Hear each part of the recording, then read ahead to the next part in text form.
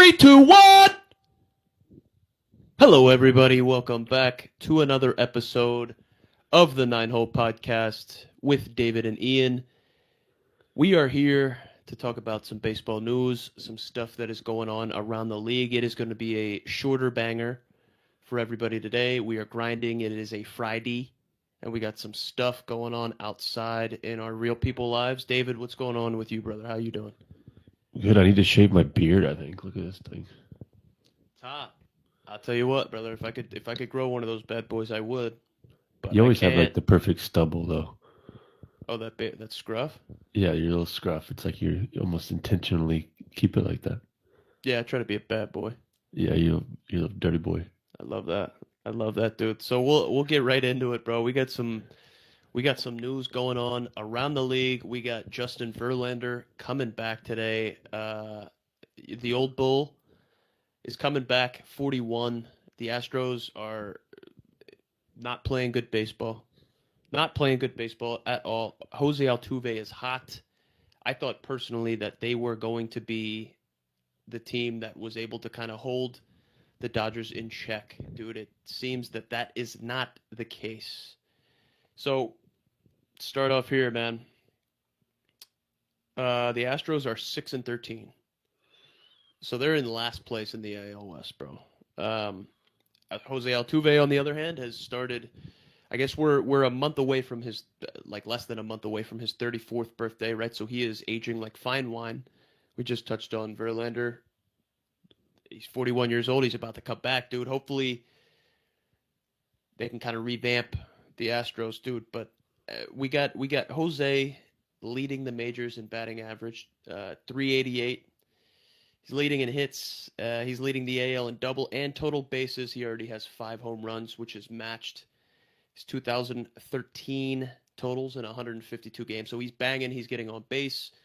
He's playing at a high level, and he's well into his 30s. He's combined 2 different Jose Altuves that we've seen throughout his career, right? So he's got the version who won 3 batting titles, and the one that strikes out a bunch and hits for more power, right? So he's got the highest walk rate of his career, the lowest ground ball rate of his career, the highest fly ball rate, and by far he is pulling the ball more so than he has at any point in his career, dude. So he's got this extension with the Astros that will make him an Astro through 2029.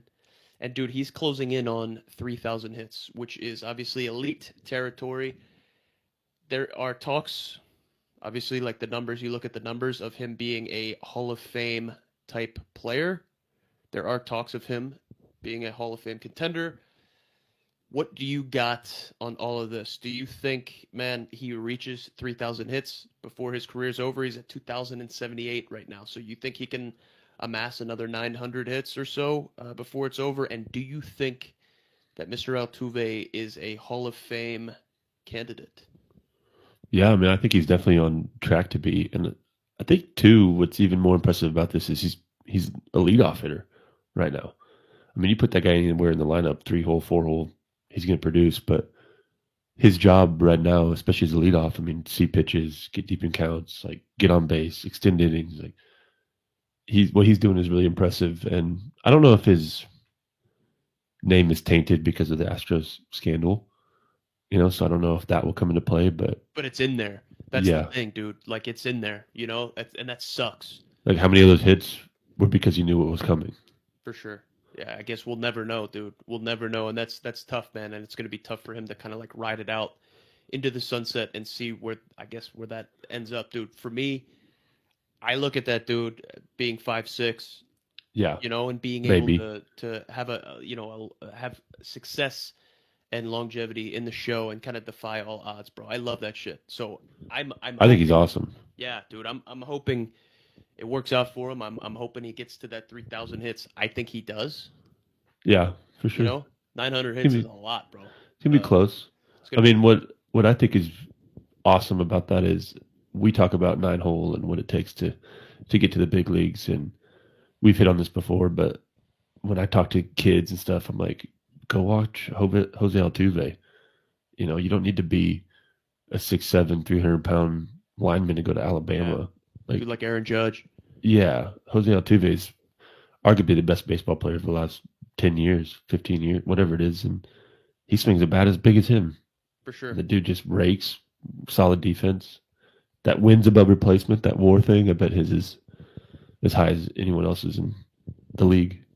Dude, it's. I love seeing that. I love seeing that. I touched on it, previously in some of these episodes. Touched on it in the 9-hole newsletter. We'll touch on that later in this episode, dude. But being able to walk down the street, if you walked by a Major League Baseball player and you didn't recognize him, you don't know that's a Major League Baseball player, right? Yeah. They come in all shapes and sizes. So just kind of what he stands, what he represents in the game of baseball, bro. Being able to do shit regardless of your physical attributes, regardless of what you're bringing to the field physically, dude. It's so badass to see, bro. I hope it works out for him. Besides the trash can banging, you don't see much, or you don't hear much bad about him. Like, he seems like a great teammate. He seems like he's level-headed, good head on his shoulders. He's not getting in trouble. Some of these guys, you're like, you're an idiot. 100%. You see them out, like, they're just not getting anything past midnight. You end up in the tabloids. It's probably not going to be a good idea, right? It's not going to be. You don't hear that about him. Nah, which is badass, right? Especially, starting your career with the Astros and potentially ending with the Astros. You gotta do a lot of good. You can't really fuck up, dude. So I was looking at some of their scores too, and I don't think it's their offense. You look at that lineup, and I mean, everyone's hitting like 250 above. I mean, everyone's producing, and they got a good lineup. Okay. I saw something about their relievers are like the worst in baseball. Ooh, stinkies. Yeah, and then one of the main starters just went down too. Yeah. We got that in here. I got that in here. Let's see. Yeah, fellow starters Framber, Valdez, and Jose Urquidy on the injured list. So that brings me to the next article, dude. There's going to be a reinforcement coming for the Astros on the starting pitching front, right? Justin Verlander is going to be getting the call, and he's going to be making his season debut today. The 41-year-old against the Nationals, the 3-time Cy Young Award winner, opened up the season on the injured list with inflammation in his right shoulder, made 2 rehab starts, one for AAA Sugarland and the other AA Corpus Christi. Verlander was not thrilled with the results in his rehab starts, but he said Monday that those games were valuable in getting him prepared coming off the IL. So he allowed 7 hits and 6 runs, 5 earned in 4 innings against Frisco, AA. Struck out 3, walked 1, threw 51 of 77 pitches for strikes, right? So he's throwing strikes. That's good. But he allowed 6 earned runs and struck out 6 while pitching into the 4th inning for Sugarland. So he's getting tittied a little bit. I don't think that always translates though. Every time we had a rehab guy come down and start in AAA or AA, I was like, what? And then he'd go up to the big leagues, and his next 10 starts, he would just dominate. Yeah, it doesn't really translate, bro. I'm sure like everything, the treatment, the preparation, like scouting reports, and what's available to him isn't necessarily up there with the. They're going up. Stuff. Like I guarantee Verlander was throwing a certain percentage of changeups and a certain percentage of breaking balls, and wanted to get a feel for things. And you want results, but he's not going out there trying to. I mean, he's just getting healthy to go. Be himself in the big league. He's not taking these stats to ARB. No. I get it. So, they said the Astros had said they're going to keep an eye on his workload, ease him back. So with all this, dude, obviously he's 41. He's coming off of some shoulder inflammation. He's going to try to work his way back into the starting rotation, dude. Do you think he starts off hot? You think he comes back all right, dude? Do you think this propels the Astros back onto the winning track, dude? What do you think this does he have any type of like outcome and anything moving forward with the Astros, bro? Because we've seen and we've obviously experienced throughout our careers that if you dig yourself into a hole early, it's fucking tough to get up out of that throughout the rest of the season, dude. So they're in a hole. What does Verlander do here?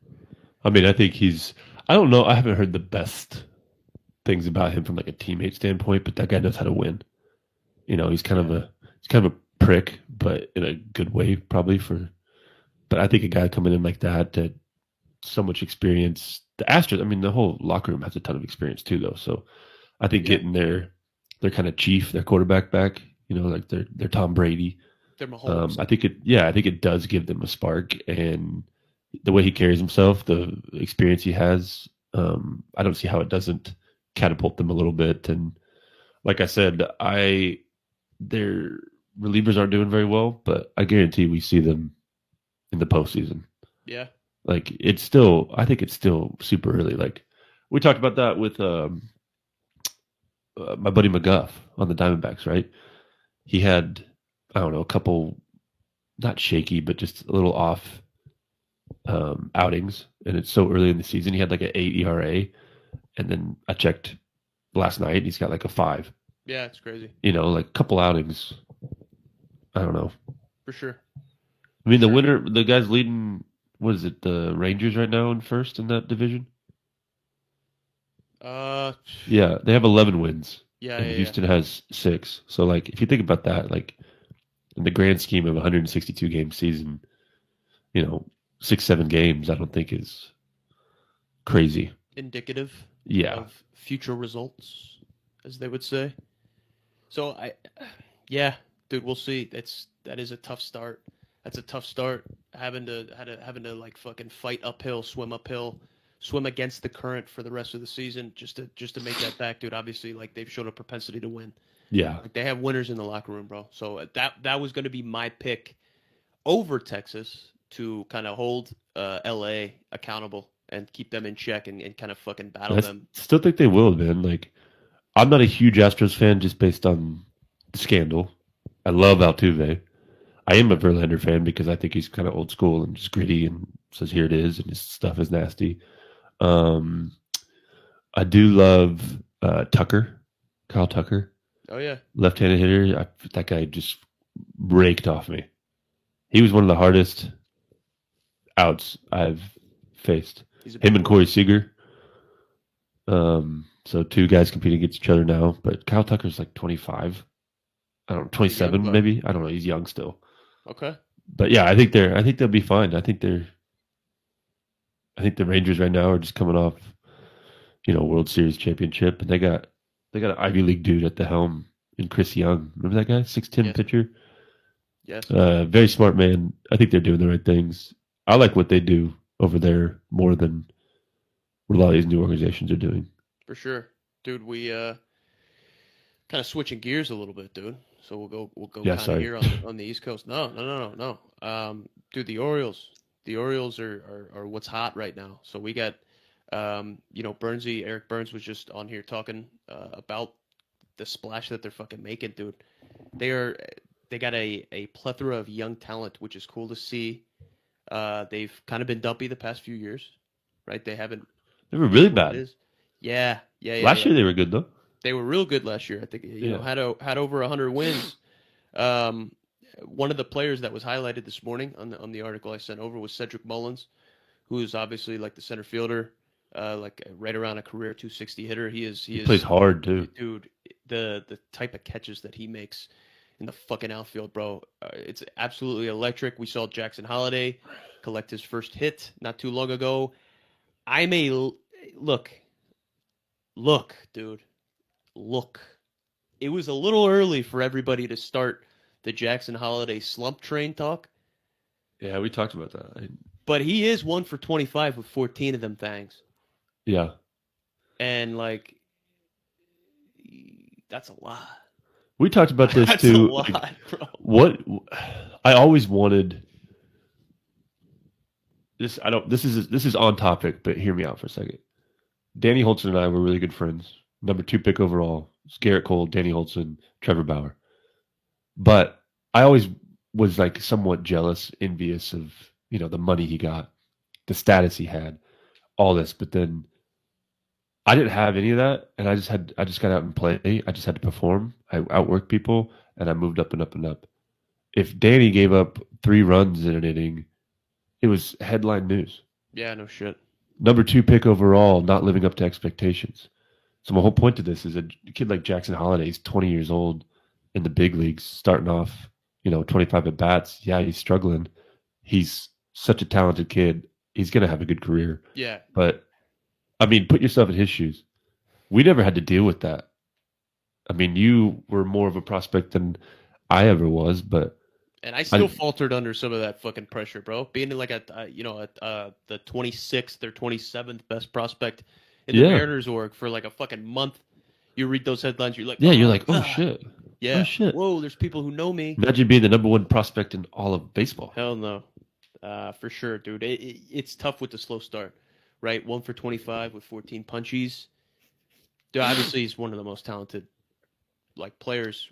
We'll be blessed to see him, thrive in his career moving forward. But that is a tough start. So the Orioles are 12-6 right now, right behind the first place Yankees, dude. So that's fucking fire. Yankees. Dude, I expected the Yanks to be solid this year. Obviously, upgrading having some guys come in the outfield, right, with Grisham and Soto. So seeing Grisham play a little bit more, dude, I expected that. I'll be completely honest with you. I did not expect the Orioles to be bangers. Did not. Yeah. Obviously, they came off a pretty decent year last year, but we got a couple people in here watching. The guys that I can see, we got Dwecky, and we got Bobby Pankratz. What's up, fellas? Appreciate you guys tuning in on a Friday. Hope you guys are doing all right. I can't see the other couple that are in the audience because they're anonymous, but Dwecky and Bobby. Appreciate you boys tuning in, man. Say hey in the chat, dude. So we'll see.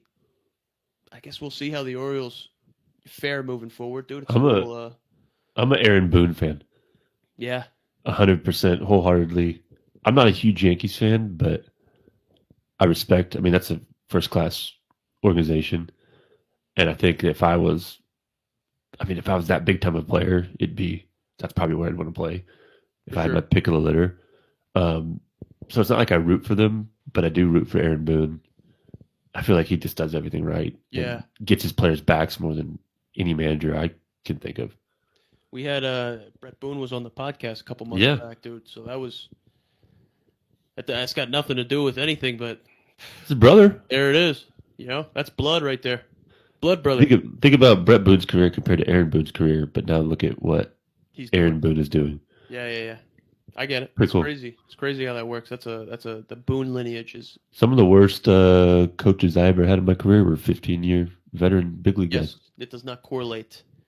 Dude, speaking before we move on, we got some college hotties. Oh yeah. We were going to talk about. We got a Mississippi State pitcher fucking throwing 95 plus from both arms. How? Dude, I don't know. I don't get that. We got that's like he made a deal with the devil or something. What? Yeah.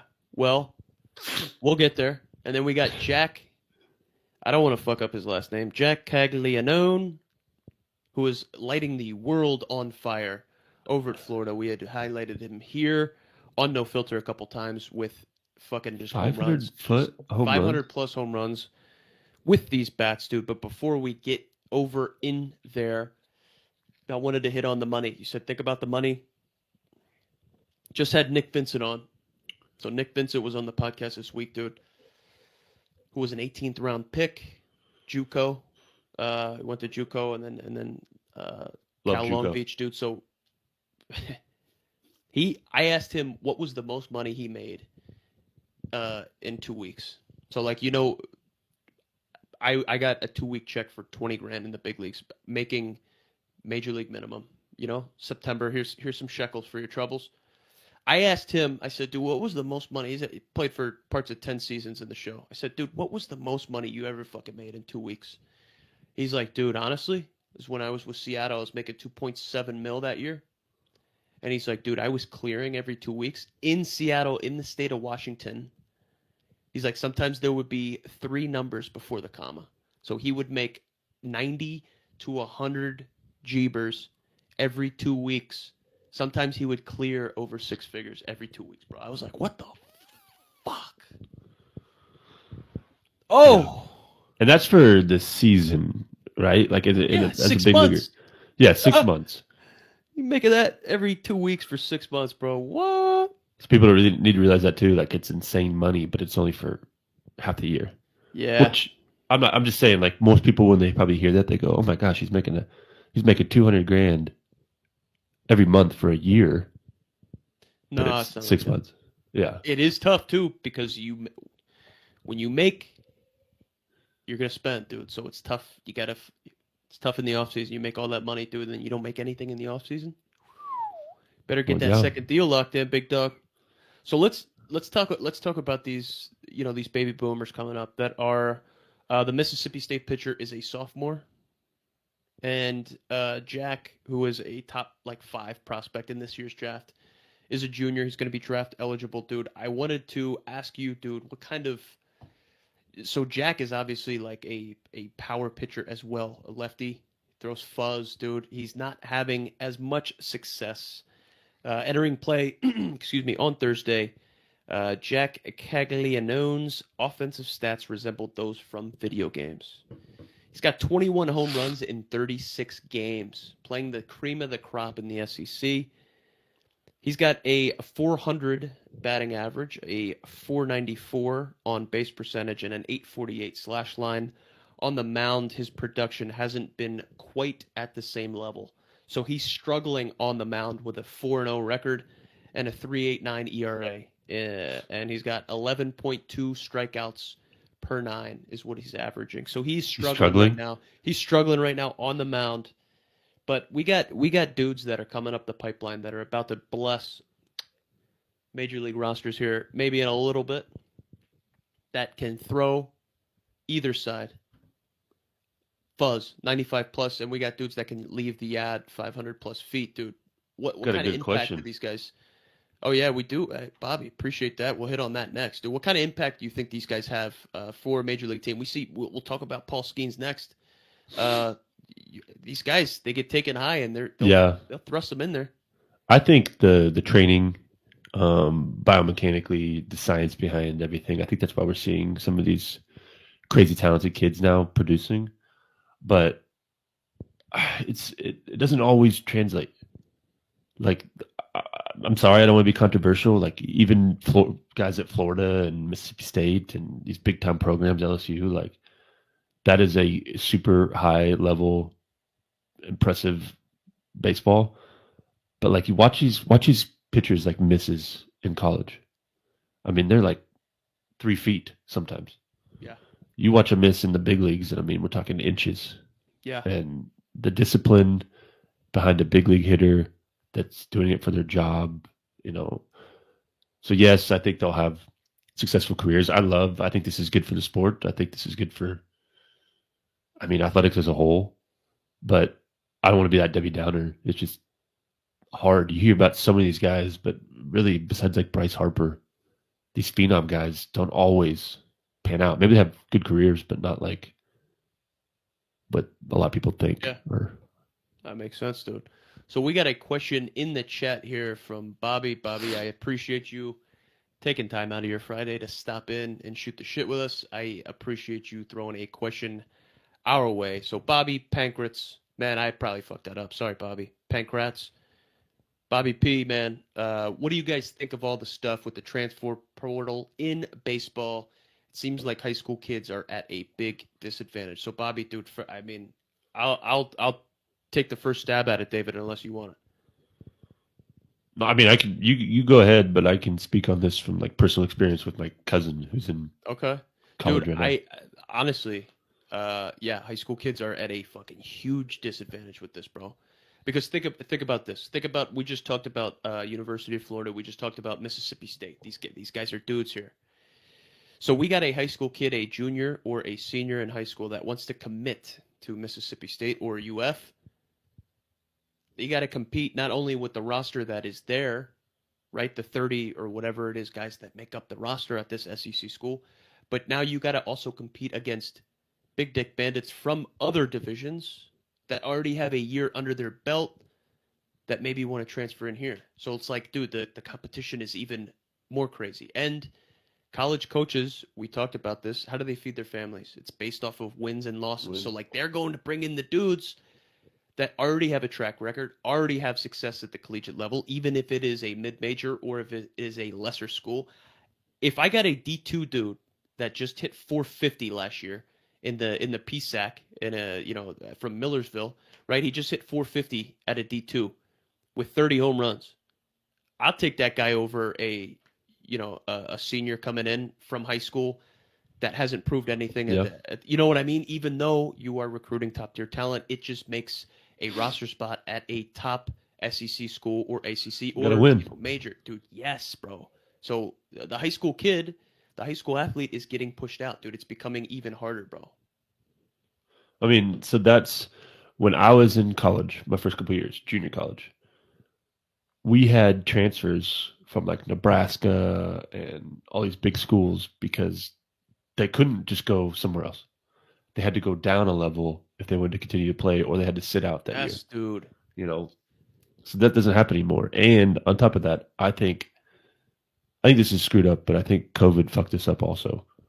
Where my cousin was at a JUCO, and then because of the season and being able to be redshirted, then they brought in other guys, and this transfer portal happened where they had to go find somewhere to play. So guys from D1s were just coming over to the JUCO because they were getting guys from other D1s to just make this powerhouse all-star team. And so all these other kids were getting pushed out. And it's really screwed up because back when I was like a senior coming into college, like if you wanted to play baseball, there was probably an opportunity somewhere. NAIA, D2, D3. And now that seems not as possible. Like the chances are much slimmer. Yeah. Hell yeah, dude. And so here's another thing. Now we're talking about transfer portal and we're talking about NIL money. Yeah. So like now these kids want to go somewhere where they're going to make six figures. You don't make six figures in NIL money in college baseball, Division I baseball, unless you're in the ACC and you have, boosters or you have a collective that is just fucking making it rain to these kids because basketball, football, women's volleyball, like those are the money makers, dude. So like baseball, what we're seeing, what I'm fearing, honestly, so now we're talking about the transfer portal and it's kind of evolving into this NIL money stuff is like the transfer portal allows a kid or a player to just fucking leave as he pleases and goes where he wants, right? So we're not teaching these kids how to be accountable, how to stick to their choices, how to stick to their guns, make a commitment, fucking honor it. We're teaching them that, right? But now we're involving NIL money where it's like, okay, so Texas A&M or Mississippi State or Florida or Tennessee or South Carolina or any other SEC schools can afford to pay their kids probably a little bit more than an ACC school or a Big Ten school. You know what I mean? So like, where's the best talent in the world now going to go? They were already going to SEC schools, right? But maybe they were staying home at a Pac-12 at Stanford as opposed to, going to LSU. But now it's like, hey, if I could make six figures over there and I can't make it here, I'm worried that we're going to see like it shift from SEC being extremely dominant to now it's like, dude, 1 through 9 and their bench players are so goddamn dominant because they're here getting the NIL money. It's not even competitive baseball midweek. It's not even competitive baseball unless you are in the top of the SEC because these guys have these power teams, right?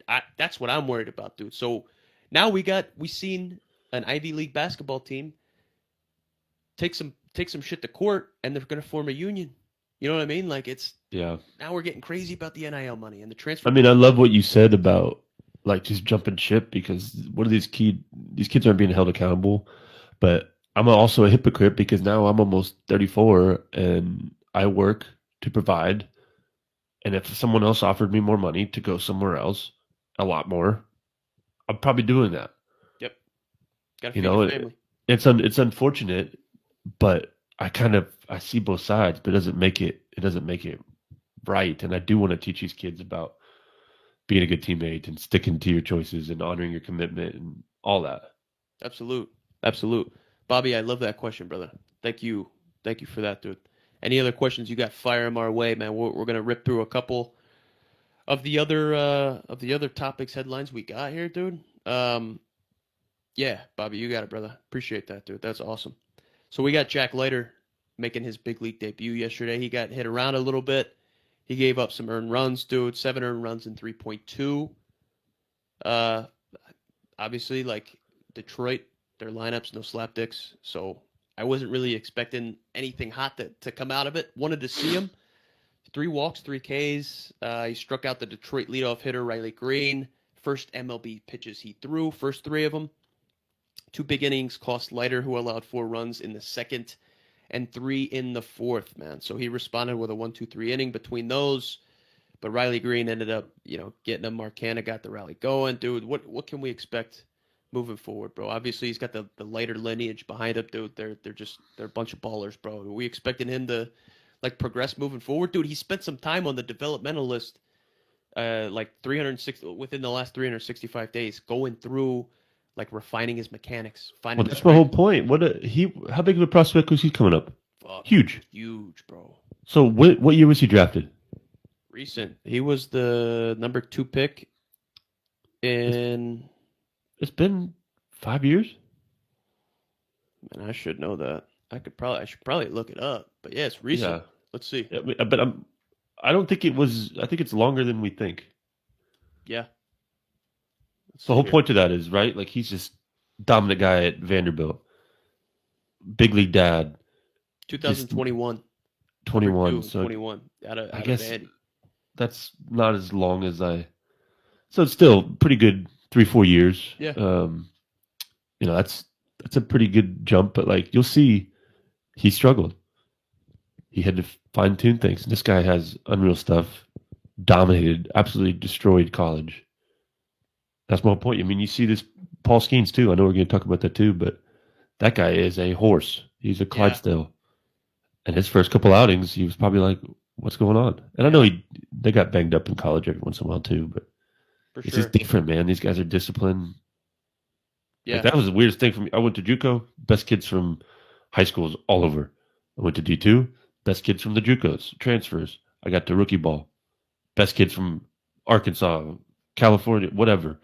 And you go up and up and up, and it's the best kids from rookie ball, best kids from high, best kids from double A. And you get to the big leagues, and it's 25 of the best guys in the world. In the world. It's wild. I think that's what people don't realize, too. It's like, to get to the big leagues is one thing. To get to the big leagues and stay there is insane. You see a guy that has a 5-year career, 2-year career, 10-year career, 10-year career especially. They were doing something different. They were doing everything right. Yes, and a lot of behind-the-scenes shit. So we just touched on Paul Skeens, who was, he was last year's draft. So he is in AAA. He's just fucking doing it, dude. Is he? The guy's just fucking doing it, dude. 4th outing of the young season. The number 3 overall prospect in baseball. Tied his professional career high with 8 punch-outs and worked around 1 hit and 2 walks over 3 1/3 over St. Paul. That run extended Skeens' season-opening scoreless streak to 12 2/3. He is tied with the minor league lead in strikeouts with 27. And the dude he's tied with has 10-plus more innings than him. So he is just fucking lighting the world on fire. Skeens averaged 100.5 miles per hour on his fastball and threw 100-plus with 34 of his 43 total four-seamers. So he's pumping fucking fuzz. He's finding the strike zone. This guy is healthy. This guy's healthy as a lamb, they say. He is healthy as a lamb. And since Pitch Track began in 2008, only Hunter Greene has thrown more triple-digit fastballs in a single major league outing. So I got to hit off Hunter Greene at 102. So I just wanted to make sure I fucking threw him in there, dude. The Pirates are hot. The Pirates are doing well, dude. I kind of said this early before the season started. I thought the Pirates were going to be playing meaningful games in September. I thought that they were going. I didn't necessarily think they were going to make it into the playoffs, but I thought they were going to be playing meaningful games in September to potentially get them in there, bro. We can't expect Skeens to be too far away from fucking making his big league debut here, right? I mean, dude. What more do we need to prove? Yeah, I think I remember when DJ Peterson was absolutely crushing the ball in high A when I was with him. Yeah, he had 3 home runs in one game, and he came in high-fiving. Everyone was like, "Get me out of here! Get me out of here!" Oh no! So, I don't know. Oh no! I don't know if Skeens has that kind of attitude, but you'd be thinking, what else are I we got to doing? do? But Yeah, what are we they got to protect their investment. Yeah, there's so much more that goes into that because they put him on the roster. He's on they take someone off. Like, it's a business. It's a chess match. It's fucking Yeah. so many pieces. Hey, Bobby, who's your team, bro? Hey, let me hear who your team is, bro. I'm fired up on that question, dude. I'm still thinking about it. Fucking fires me up. All right, we'll run through this, bro. We got like one or two shit. We got one more thing we'll hit on, dude. We got some basketball news, which is not my forte, but this is something that is prevalent in sports Sketchy. because sports betting, powered by Fangraphs, Bet the under. FanDuel, powered by FanDuel, sponsored by DraftKings, at our MGM Las Vegas fucking, Grand Diamondback AZ guys. Yes, sir. Come Yes, up. sir. Cattell Hey. Marte. We are fans. We're fans. Scott I got McGuff just respect. texted me. Did he? Yeah. Actually, this might be McGuff. On to you, Bobby. I'm on to you, Bobby. We No, they're spent playing- some time in AZ. They're playing the Giants right now. Okay. Well, so we got Jonte Porter got banned from the NBA for life, dude. So he got the Pete Rose treatment. What do we got here? So we got the stuff already going on in baseball with Shohei Ohtani. Now it's trickling over into the NBA, and he got caught. He is banned for life. So we got Jonte Porter, Toronto Raptors player, banned for life from the NBA on Wednesday after a league probe found he disclosed confidential information to sports bettors and wagered on games, even betting on his team to fucking lose. You can't. Porter is the second person to be banned by Commissioner Adam Silver for violating league rules. The other was now former Los Angeles Clippers owner Donald Sterling. So this is fucking crazy, bro. So the investigation started once the league learned from licensed sports betting operators and an organization that monitors legal betting markets about unusual gambling patterns surrounding Porter's performance in a game on March 20th against Sacramento, bro. So they saw something was up fucking right away. So Porter gave it better information about his own health status prior to the game. He said, dude, I'm not healthy. I'm not going to be playing. I'm not going to hit my over, right? I'm going to be coming out. Gave this info to a known NBA bettor. That guy placed an $80,000 bet that Porter would not hit the numbers set for him in parlays through an online sports book. So he said, whatever those numbers are, just know that I am not going to hit that shit. Bet on me not hitting that shit. So that $80,000 bet would have won $1.1 million. Porter took himself out of that game after less than 3 minutes, claiming illness, none of his stats meeting the totals in the parlay. The $80,000 bet was frozen, not paid out, and the league started an investigation, dude. So this guy got caught fucking red-handed in the act, and there's no interpreter to, bail you out. Not saying that's what Shohei did, but there's no fall guys here except for the man himself. What do we got, dude? So now sports gambling and betting is prevalent fucking everywhere. If you go to any arena, if you go to any stadium, if you turn on any sports show, you'll see it is hosted or it is sponsored by some massive celebrity betting, endorsing it. some type of casino, somebody that's got something to do with sports. But you know what I mean? Like, dude, it's prevalent. It's everywhere. But none of these guys can dabble in it, right? And they're taking it a little too far, bro. What do you got? What do you got in all this, dude? That was my biggest worry. You saw that a little bit with like fantasy football, which is just a bunch of buddies getting together. And some of these NFL players are getting death threats from fantasy football. And now you put someone that has a gambling problem or an addiction that's mortgaging their house to pay for their debts. And the shit's everywhere. Like, look, we live in a free country.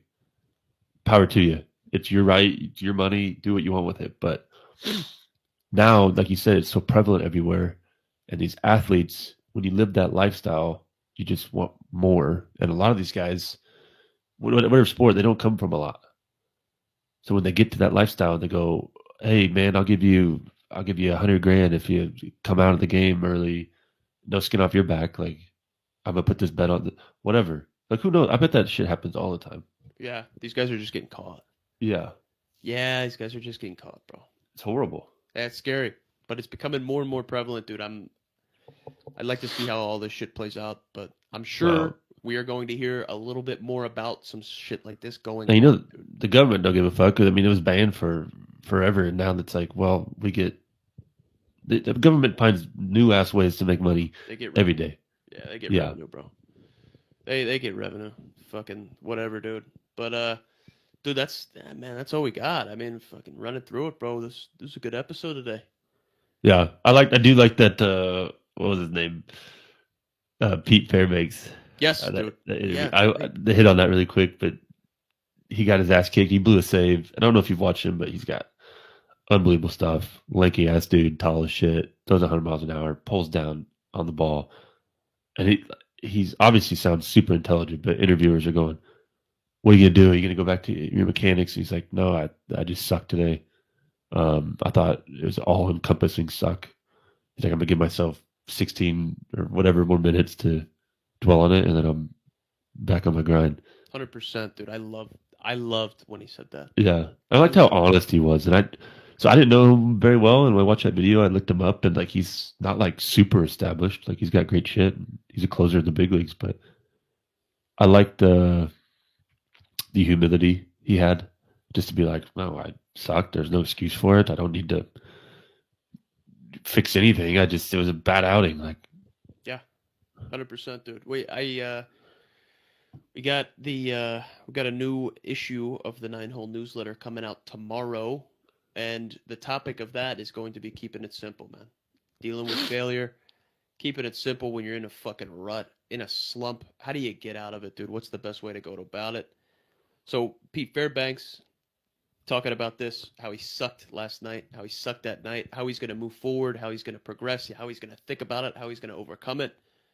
I love all that shit, bro. I love all that, dude. Going to factor that in, incorporate it a little bit into the Nine Hole newsletter, which drops tomorrow. If you are not subscribed, tomorrow, do it. Subscribe. I am. The Nine Hole newsletter on Beehive. Check it out. That's I free read every promo. one of them. That's free promo. See that on my IG later.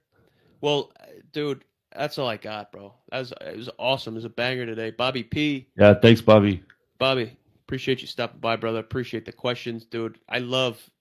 Like David said, Cattell Marte. We got McGuff. Anytime. Love the show. Fuck yeah, Bobby. Love that shit. Hope to see you again on here sometime soon, Bobby. But Christian Walker.